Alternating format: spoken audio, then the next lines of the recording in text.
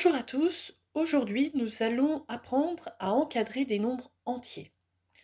Pour encadrer des nombres entiers, nous allons prendre un exemple, un premier exemple, le nombre 38. On va l'encadrer à la dizaine près. Donc, pour encadrer à la dizaine près, la première chose à faire, c'est se demander dans 38 quel est le nombre de dizaines. Donc le nombre de dizaines, c'est 3. Ensuite, on peut aussi le représenter sous forme de droite graduée. Donc ma droite graduée, je l'ai commencé à 0 et je suis allée de 10 en 10. Donc je me suis occupée des dizaines. Après, où placer le nombre 38 ? Le nombre 38 va donc entre 30 et 40. Si j'encadre donc 38, 38, il est compris entre 30 et 40. Ça, c'est lorsque j'encadre à la dizaine près. Prenons maintenant un autre exemple.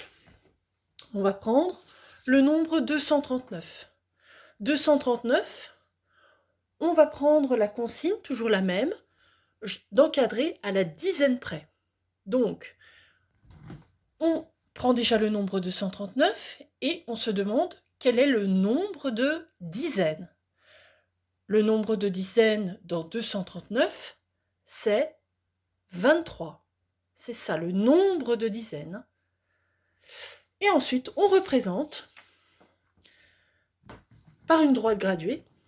Alors la droite graduée, je ne l'ai pas commencé à 0, je l'ai commencé à 200 et je suis allée toujours de 10 en 10. 210, 220, 230, 240. Ensuite, même chose que pour le nombre précédent, 239, où je le situe sur ma droite graduée, je le situe bien entre 230 et 240. Donc, 239 va être compris entre 230 et 240. Si ma consigne, si je prends toujours le même nombre, mais ma consigne n'est plus d'encadrer à la dizaine près, mais d'encadrer à la centaine près. Si j'encadre à la centaine près, là, je ne vais plus regarder le nombre de dizaines, mais le nombre de centaines. Dans 239, le nombre de centaines, c'est 2. Donc, au niveau de ma droite graduée, je vais faire une droite graduée qui va ressembler à ceci. Donc, je vais non plus aller de 10 en 10, mais de 100 en 100. Donc, je pars de 0, 100, 200, 300, 400. Où se situe 239 sur cette droite graduée ? Entre 200 et 300.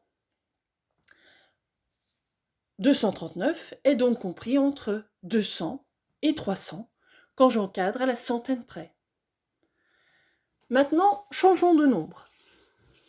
Si je dois encadrer le nombre 1095, 1095, je vais commencer par prendre la consigne encadrée à la centaine près. Si j'encadre à la centaine près, le nombre de centaines, c'est, donc les centaines sont ici, le chiffre des centaines est 0, donc le nombre de centaines est 10.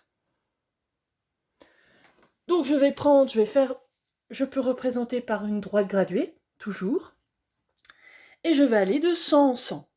Donc je vais partir de 1000, 1000, 1100, 1200, 1300, 1400. Où se situe 1095 sur ma droite graduée ? Il se situe entre 1000 et 1100. Donc si j'encadre 1095 à la centaine près, il sera compris entre 1000 et 1100.